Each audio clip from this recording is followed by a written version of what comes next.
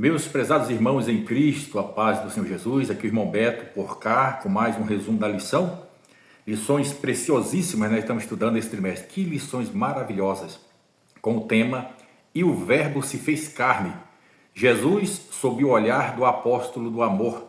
Pastor Elenay Cabral nos trazendo essas riquíssimas lições, que você, meu irmão, eu tenho certeza, você tem aprendido. Você que ama a Escola Bíblica Dominical, deixa eu falar. A Escola Bíblica Dominical é uma das maiores escolas teológicas que temos. São aprendizados que para o nosso proveito é muito benéfico. Você só tem a ganhar. E você, meu irmão, minha irmã, que não participa da Escola Bíblica, faz um propósito.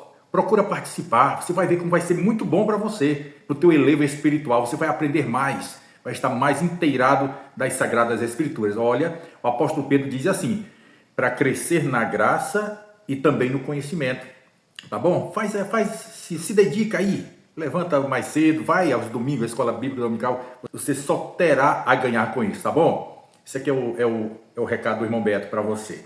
Olha, a lição de domingo, que é a lição de número 7, o título é Eu sou a ressurreição e a vida. O textual diz, disse-lhe Jesus, eu sou a ressurreição e a vida, quem crê em mim, ainda que esteja morto, viverá. João 11, 25. A verdade prática é assim, o Senhor Jesus Cristo é a ressurreição e a vida, e por essa razão temos a garantia de que um dia teremos um corpo glorioso como o dele. A leitura bíblica em classe encontra-se em João, capítulo 11, versículos 14 e 15, do 17 ao 21 e do 23 ao 27.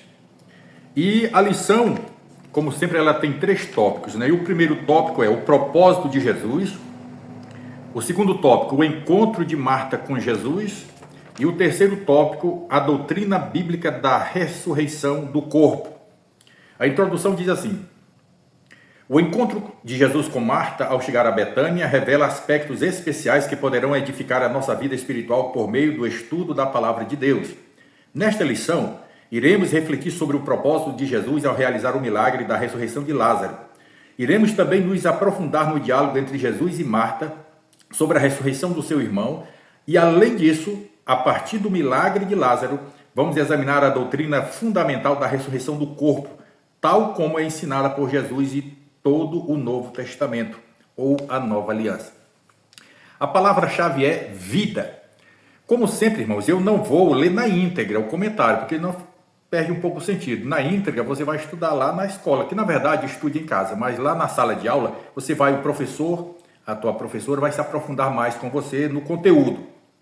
Então eu trago um paralelo dentro do mesmo assunto, né? Nos tópicos e subtópicos. E eu quero também pedir a você, se possível, se inscreva no canal. Não é para eu ganhar dinheiro, eu não quero ganhar dinheiro com isto.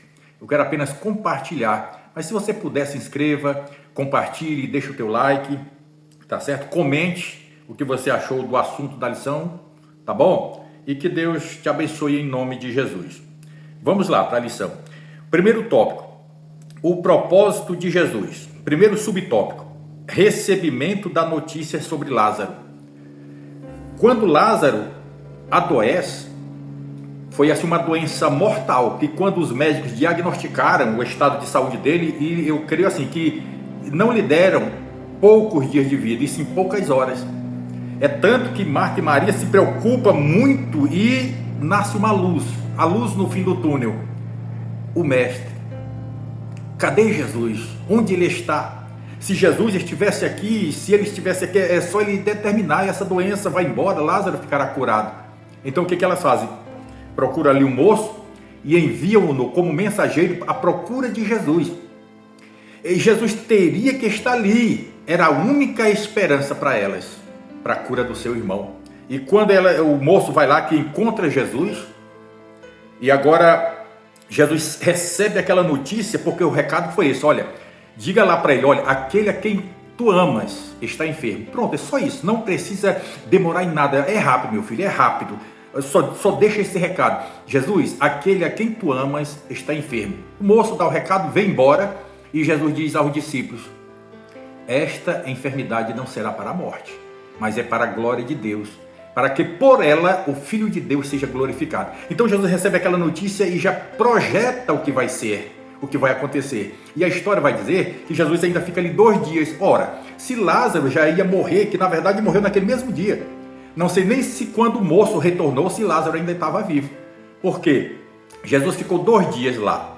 E era caminho de 2 dias para chegar cá, em Betânia. E quando chegou, já havia 4 dias que Lázaro tinha sido sepultado. Então, creio eu que Lázaro morreu naquele mesmo dia. Mas tudo bem, Jesus ainda fica 2 dias lá. Depois de 2 dias, Jesus fala para os discípulos, olha, vamos voltar para a Judéia. Aí os discípulos dizem, mas Senhor, há pouco tempo os judeus queriam te matar, o Senhor volta para lá. Não, é que meu amigo Lázaro dorme e eu vou despertá-lo. E ele disse, não, mas se ele dorme, então ele ficará bom. Se ele está dormindo, então a doença não está tão grave, ele vai despertar do sono, vai ficar bom. E Jesus diz, não, deixa eu ser mais explícito. Lázaro está morto, mas eu me alegro por vocês não estarem lá, para que vocês vejam o que vai acontecer. Jesus já estava projetando tudo, já sabia que se, por exemplo, se ele estivesse lá no dia que Lázaro estava doente, era simplesmente dizer, a enfermidade sai, pronto, era um milagre, sim. Só que da forma que aconteceu, como nós sabemos a história, 4 dias depois de morto, era um super milagre. Na verdade, o que aconteceu? Um super milagre, um hiper milagre. Vou dizer assim, um prodígio. Porque um prodígio, ele é além de um milagre. Um prodígio, ele é um hiper milagre. Por exemplo, já ouvi casos, eu nunca vi, mas já ouvi, de pessoas, de crentes que não tem, falta um braço. Aí de repente aparece o braço, isso é um prodígio, né? Um prodígio. Então o que aconteceu foi um prodígio, porque o morto há 4 dias, quase em estado de decomposição, é um prodígio. E por isso este foi um hiper milagre que aconteceu. Jesus já estava projetando tudo quando ele recebeu a notícia que Lázaro estava enfermo. O segundo subtópico, o desapontamento de Maria e Marta. O versículo 3 expressa a esperança de Maria e Marta em relação à chegada de Jesus para ajudá-las, devido ao carinho e amizade que nosso Senhor tinha pela família de Betânia, pois ele os amava. Elas desejavam ardentemente que Jesus chegasse rapidamente. Então veja bem, irmãos, o desapontamento das irmãs, porque elas esperavam, como eu já disse no começo, quando elas enviaram o mensageiro para falar a Jesus que Lázaro estava enfermo, para que ele viesse logo. Jesus demora ali ainda 2 dias, né? E naquele dia, como eu disse, no mesmo dia o Lázaro morreu e foi sepultado, e Jesus não veio. Passou o 2º dia, Jesus não veio. 3º dia, Jesus não veio. 4º dia, 4º dia, alguém podia, mas cadê ele? Não era o amigo da família? Não era o amigo íntimo? Porque não veio nem para o velório. E já fazem 4 dias, nem aquele aparece. Então para eles foi um desapontamento muito grande, porque Jesus não aparece, não dá notícia, não se sabe para onde está, e agora todas as esperanças findaram, porque já está até sepultado, já está tudo acabado, não tem mais solução, mas nem sequer Jesus aparece para dar uma satisfação. Esse foi o desapontamento da Maria e da Marta, não sabendo elas o que aconteceria, porque para elas era necessário Jesus vir para curar o irmão. Ainda que ele tivesse morrido, na hora que Jesus chegou, Lázaro tivesse morrido, ainda tinha esperança de ressuscitar. Agora, 4 dias depois de sepultado, para elas já não tinham mais esperança, porque esse era o projeto delas, só que o projeto do Senhor é outro. Tem pessoas que dizem assim, Deus tarda, mas não falha. Não é isso? É um provérbio popular. Deus tarda, mas não falha. Mas eu digo, Deus não tarda e nem falha. Não falha e nem tarda. Ele chega na hora certa. Como eu disse no primeiro subtópico, ele tinha projetado tudo o que ia acontecer. Terceiro subtópico, o tempo divino. Maria e Marta acreditavam que se Jesus estivesse em Betânia, ele poderia realizar um milagre na vida de Lázaro. É claro, para isso elas mandaram chamar, para que ele viesse ao tempo de socorrer o seu irmão, para que ele sarasse e vivesse. Só que esse era o tempo delas. O tempo do homem sempre é o tempo presente. A mesma coisa quando ele falou da lição anterior, quando os irmãos dele estavam dizendo para ele ir para Jerusalém, não é isso? Te manifesta e tal, e ele disse, olha, o tempo de vocês é agora, o tempo de vocês é todo o tempo, é o tempo de vocês, o meu não. O meu é programado, o meu tempo é o meu tempo. Ele é o Senhor do tempo. Então, se para Maria e Marta o tempo seria aquele de Jesus vir urgente para socorrer seu irmão, para sarar seu irmão, só que o tempo de Deus é o tempo dele. E a gente só tem que esperar, né? Esperei com paciência no Senhor e ele se inclinou para mim.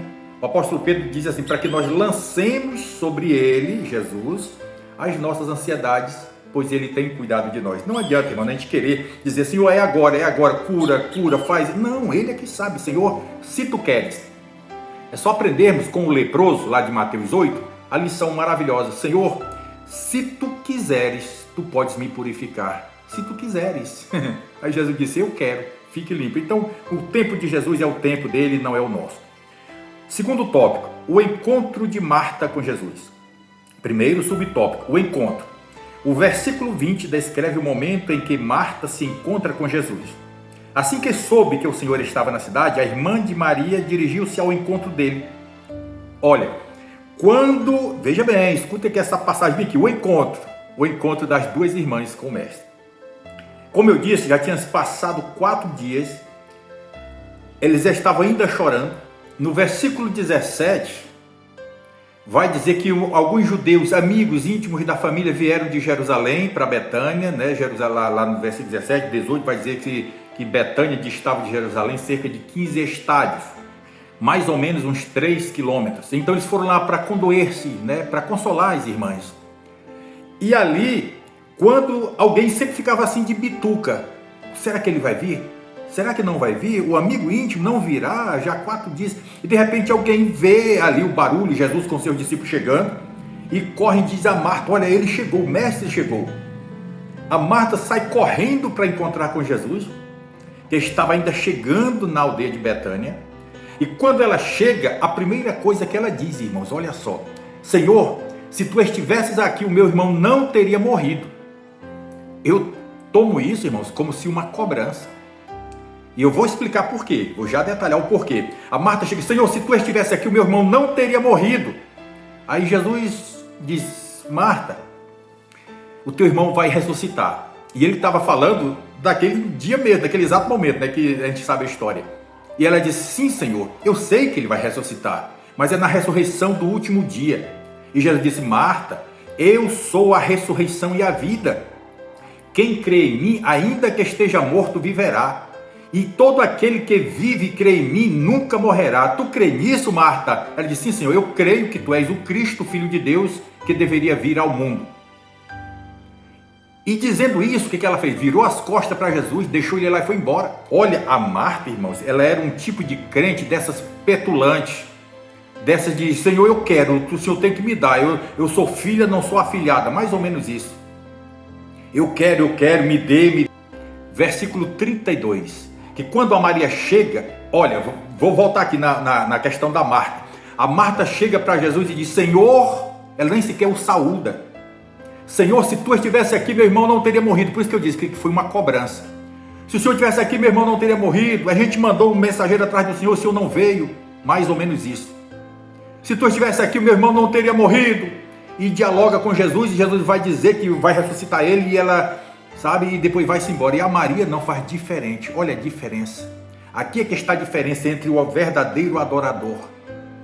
Entre o que o adora de lábios e o que o adora em espírito e em verdade. A Maria, ao chegar perto de Jesus, o versículo 32 diz que ela se joga aos pés de Jesus. Ela cai aos pés de Jesus. E ela diz, Senhor, se tu estivesses aqui, o meu irmão não teria morrido. Mas veja que ela não chega de supetão como a Marta. Ela chega, ela aqueda-se aos pés de Jesus. Ela prostra aos pés de Jesus. Ela reverencia a Jesus. Aí é que ela diz, Senhor, se tu estivesses aqui, o meu irmão não teria morrido. É tanto que os judeus, os amigos vieram com ela. A Marta veio só. E volta só, mas a Maria vem acompanhada, e eles vieram chorando. E Jesus, vendo o quanto eles amavam aquela família, e vendo os judeus chorando, a Maria chorando, e a Bíblia vai dizer que Jesus também chorou. Certo do que ele ia fazer, mas ele chorou por amor à tristeza, o luto que aquelas pessoas estavam passando, aquela família e os amigos. E agora Jesus vai ali com ela, com a Maria e com os judeus, e diz: onde o colocaram? Então a Maria nos deixa aqui um recado diferente da Marta. Ao invés de cobrar, antes de conversar, antes de dialogar com o mestre, primeiro se adora. Segundo subtópico: quando Lázaro ressuscitará? O diálogo entre Marta e Jesus revela que ela cria na doutrina da ressurreição dos mortos, tal como era ensinada no judaísmo. Eu sei que há de ressuscitar na ressurreição do último dia. Jesus estava falando que Lázaro ia ressuscitar naquela hora, mas a crença da Maria era somente na ressurreição do último dia. Isso sim ela cria. Ela cria que ele era o Filho de Deus que deveria vir ao mundo. Só que Jesus estava falando do que ele podia fazer naquele momento, porque ele é o dono da vida. Marta, eu sou a ressurreição e a vida. Quem crê em mim, ainda que esteja morto, viverá. Olha o que Jesus está dizendo.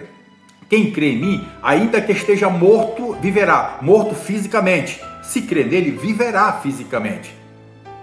Aí ele diz: e todo aquele que vive e crê em mim, ou seja, está vivo fisicamente, se crê em mim, nunca morrerá. Olha, como que é isso? Aquele que está morto, que crê em mim, ainda que esteja morto fisicamente, poderá viver, como aconteceu com Lázaro e com muitos, não é isso? E todo aquele que vive, o físico, está vivo, e crê em mim, nunca morrerá. Olha, não vai morrer? Sim, nunca morrerá. Porque quem é crente em Jesus, fiel, não morre. Passa da morte para a vida eterna. Morre o físico, vai virar pó e vai ressuscitar na ressurreição do último dia. Terceiro subtópico: promessa de vida. Na resposta de Jesus a Marta, quando ele afirma ser a ressurreição e a vida, encontramos pelo menos duas lições valiosas. Primeiro, a soberania do Filho sobre a morte e a vida. Ao se identificar com a ressurreição, ele coloca-se como fonte de toda a vida, tanto no plano material quanto no espiritual. É o que eu acabei de falar. Se está morto, pode viver, reviver. E se está vivo e se for fiel ao Senhor, nunca morrerá. É tanto que Lázaro ressuscitou, morreu de novo e agora está realmente esperando o último dia para ser ressuscitado. Terceiro tópico: a doutrina bíblica da ressurreição do corpo. Primeiro subtópico: a ressurreição do corpo. O milagre da ressurreição física de Lázaro, realizado por Jesus, não foi o único. Como já observamos, outros milagres semelhantes estão registrados nos evangelhos. No entanto, ao contrário do que aconteceu com Lázaro, que voltou a morrer, em João 5, nosso Senhor menciona a ressurreição do corpo para os últimos dias, quando os salvos não experimentarão mais a morte. Então, o que Jesus fez, aquele prodígio naquele dia, trazendo Lázaro à vida, mas nós sabemos que depois ele morreu. É que onde entra a crença da Marta, somente na ressurreição do último dia. E Jesus estava falando para ela que ele poderia ressuscitar o irmão dela naquele dia, que para a ciência era impossível. Já 4 dias sepultado, em estado já de decomposição, né? Claro que quando morre, paralisa-se o sangue nas veias, né? Os órgãos param de funcionar, o cérebro para, o coração para, tudo para. No 4º dia já está inchado. Já está a pele já do abdômen já se decompondo, ao ponto de estourar e os vermes tomar conta. Então, para a ciência, nesse estágio de 4 dias, é impossível ressuscitar. Mas o Senhor Jesus mostrou que Ele é o Deus do impossível. Por isso Ele disse: olha, esta enfermidade não será para a morte, mas para a glória de Deus, para que por ela o Filho de Deus seja glorificado. Então Ele queria mostrar ali para aquele povo parte do seu poder, porque depois daquilo muitos creram nele, ao ponto de depois quererem matar ele novamente. Já queriam matar ele e o Lázaro, agora queriam assassinar o Lázaro. Então o Senhor está mostrando que ele tanto faz ressuscitar o que está morto, tem poder para ressuscitar o corpo, como já está programado para no último dia ser ressuscitados os corpos daqueles que morreram em Cristo. Segundo subtópico: da morte para a vida. Na conversa entre Jesus e Marta também se evidenciava a perspectiva da doutrina da ressurreição do corpo. A expressão nunca morrerá mencionado no versículo 26, indica que, embora o salvo em Cristo experimente a morte física, nunca enfrentará a morte espiritual. Porque a morte espiritual, porque são 3 tipos de morte: a morte física, a morte espiritual e a morte eterna. A morte física, é claro, é essa do corpo, né? Que tu és pó, ao pó te tornarás. A morte espiritual é aquela que morre na fé. Vamos dizer, deixou de ser crente, caiu da graça, morreu espiritual. E a morte eterna é a separação para sempre de Deus, né? Dos que vão ser lançados no lago de fogo, é a separação eterna do ser humano de Deus. E aqui, da morte para a vida, todo crente em Jesus Cristo, quando morreu alguém, é claro que os parentes choram, né? Os irmãos choram, ali ao redor do caixão, a pessoa chorando, lamentando, o irmão, a irmã, passou para o Senhor, sempre tem aquele choro, porque somos humanos, então ainda estamos nessa matéria adâmica. Mas aquele irmão ou aquela irmã que morreram ali, está ali dentro do caixão, que morreu, ali já passou da morte para a vida. Não tem mais perigo de morrer espiritualmente. Não há mais perigo de morrer a morte eterna, porque passou da morte para a vida. E fechando aqui, para que não fique muito extenso o vídeo, eu quero fazer aqui o resumo, o fechamento da mensagem, fazendo aqui uma conjectura entre a Marta e a Maria. A Marta, como já foi dito, aquela mulher petulante, a Marta, irmãos, ela é o símbolo daquela crente petulante. Eu quero, é meu, eu me dê e tal, se quiser assim. Aquelas crentes que até participa, vai para o culto, que trabalha, mas do seu jeito, arrogante, modo sanguíneo, pavio curto, como se diz. E a Maria não, dócil, crente, cristã, serva de Jesus, serva fiel. Aqui eu fazendo uma conjectura, porque depois que aconteceu o prodígio na vida do irmão da Marta, irmãos, a Bíblia não diz, finda-se o capítulo 11, não diz, mas eu tenho certeza, a Marta se converteu verdadeiramente. Porque a história dela nós sabemos, a história dela e da Maria. É tanto que na harpa cristã não tem hino falando sobre a Marta, mas tem sobre a Maria. Sabe aquele hino da harpa cristã? A teus pés, ó Jesus Cristo, tua face buscarei, escutando qual Maria as palavras de amor. A Maria sempre aos pés de Jesus escutando, e a Marta não tem. Então, mas eu creio que a Marta se converteu, porque quando ela viu seu irmão há 4 dias sepultado, sair andando, Jesus dizendo, desatai-o, deixai-o ir, com certeza foi uma euforia, uma alegria, abraços, choro de alegria, e ali no coração da Marta, aquela crença, aquela fé crescendo, aquela espiritualidade, aquele desejo de servir, com certeza, até vergonha por ela não servir Jesus com sinceridade, porque eu digo isto, ela não adorava a Deus na beleza da sua santidade, como sua irmã Maria adorava, mas a partir daquele momento, a Marta chega e, Maria, minha irmã, vamos fazer o seguinte, olha, quando você for levantar pela madrugada para orar, me chama. Maria, quando você for para o círculo de oração, Maria, eu quero ir com você. Maria, quando for domingo pela manhã, na escola bíblica dominical, eu quero ir, eu quero me matricular, eu quero aprender mais do mestre. Maria, nas tardes de louvor, eu não quero perder uma. Eu quero estar junto com você, eu quero aprender de você como adorar Jesus. Sabe aquelas irmãzinhas que procura sempre estar na casa do Senhor, procura sempre orar, jejuar, buscar Jesus, conhecer, ter conhecimento da palavra, ter dedicação, entregar uma literatura, fazer uma visita, falar de Jesus para alguém sempre, o principal, o testemunho em casa com os vizinhos, uma verdadeira cristã, diferentemente daquela que diz assim, para mim ser crente igual essa irmã minha aí, tu é longe, prefiro ficar como eu estou. Não, é como algumas dizem assim, olha, essa minha vizinha crente aqui, essa é crente. Então esse tipo de crente era a Maria. E a Marta querendo, olha, quando for para o culto, eu quero ir com você, eu quero chegar no horário certo, eu quero chegar antes de começar, eu quero ir, eu quero aprender, como diz as escrituras, guardar meu pé quando eu entrar na casa do Senhor. Eu não quero, Maria, ficar zanzando para um lado e para o outro, eu quero cultuar ao meu Deus. Maria, me ajuda. Eu quero, e a partir de hoje, eu quero ser uma crente adoradora de Jesus, assim como você. E eu tenho certeza que a partir daquele dia, finda-se a história, mas a partir daquele dia a Marta se tornou uma adoradora a Jesus como a sua irmã Maria. Que exemplo, né? A Marta com a sua petulância, Marta, Marta, Marta, minha filha, irmã Marta, aprenda com a irmã Maria. Irmã Maria, que bênção, senhora irmã Maria. Que exemplo de vida para as irmãs, irmã Maria. Que exemplo de vida a sua história traz para todas as crentes, todas as irmãs que se debruçam, que aquedam-se aos pés do Mestre. Quantas irmãs Marias estão até mesmo nesse momento agora orando? Quantas estão nas casas de oração? Quantas estão no seu quarto agora lendo a palavra, cantando louvores a Jesus, lendo a palavra, orando, né, jejuando, consagrando, mesmo em meio às adversidades, em meio à dificuldade, em meio a carências até mesmo de bens materiais, mas estão dedicadas e prostradas aos pés do Mestre.